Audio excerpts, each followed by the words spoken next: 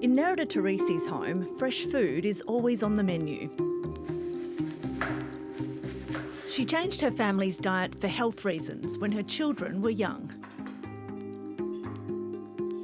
The way that we went about it was we cut out artificial colours, flavours and preservatives.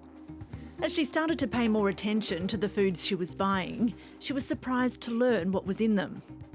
I guess we thought we ate a reasonably healthy diet. I wouldn't say we ate a lot of junk food, but it was the things like the mould inhibitor in bread or the preservatives in ham or sausages that you just didn't realise that were there until you started looking.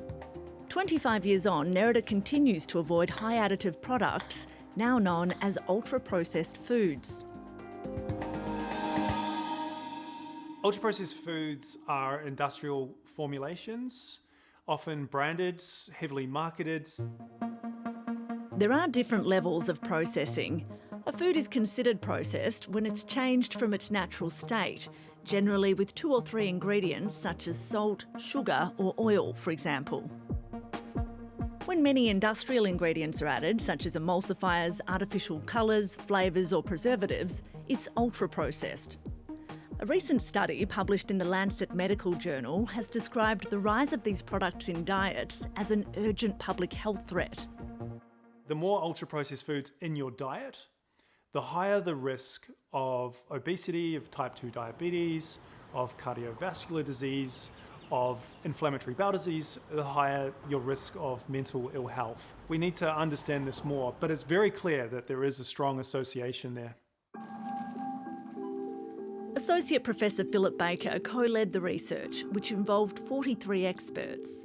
About 42% of our calories in Australia are coming from ultra-processed foods. That's across the population. That is one of the highest levels in the world. Only the United States, the United Kingdom, Canada are higher than us in terms of consumption levels. And many may not even be aware they're eating foods in this category. There are many of these ultra-processed foods that are sneaking into the diet through the appearance of being healthy. The breads, the yogurts, the breakfast cereals, the muesli bars, the protein bars, the meal replacement shakes. The peak body for the food and grocery manufacturing sector says ultra-processed does not equal unhealthy. Classifying foods based purely on their level of processing is not an accurate reflection on their nutritional quality.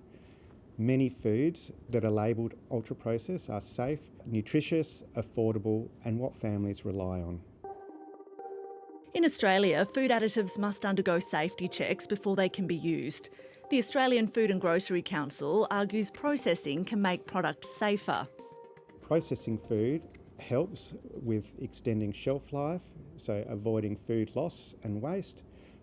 And if we didn't have processing, consumers would need to go to the shop more often. The industry was also involved in developing the nation's Health Star rating system, which food companies can use to calculate the nutritional value of their products and score them out of 5 stars. This Friday, Australian and New Zealand food ministers will take a crucial step towards mandating the scheme after the food industry failed to meet a target of voluntarily applying it to 70% of packaged goods. What the data's showing us is that we've only reached about 37%. I think it's disappointing for Australian consumers that we haven't been able to see more health star ratings on more products. 7:30 has confirmed the federal government and most states want to push ahead with a proposal to make the labels compulsory. They intend to ask the food regulator to examine how it could be done before making a final decision in about 12 months. If we're able to put it on more packaged goods and more food goods, then people can better compare products and make more informed choices about purchasing healthy foods. Whilst the scores reflect the sugar, salt and saturated fat content of food, Philip Baker says they should also factor in ultra-processing. I can show you examples where the product is full of these additives, where these products are high in sugar, but they boost the protein content. And that gets them up into the 4 or the 5 star rating level.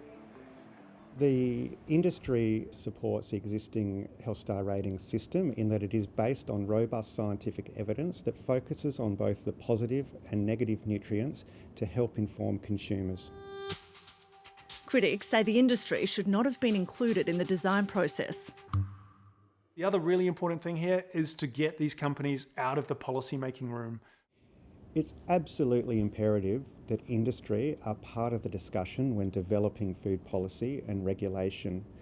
We understand the operational, the supply chain, the practical realities of producing food at the scale that can feed the nation.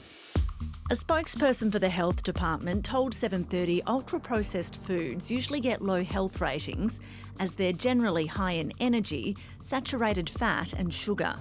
The Health Star rating system was designed to align with the Australian Dietary Guidelines, which do not currently reference levels of processing. But that could soon change. Later this year, new Australian dietary guidelines are set to be released for the first time in 13 years. And the expert committee shaping that advice is investigating the health impacts of ultra-processed foods as a top priority.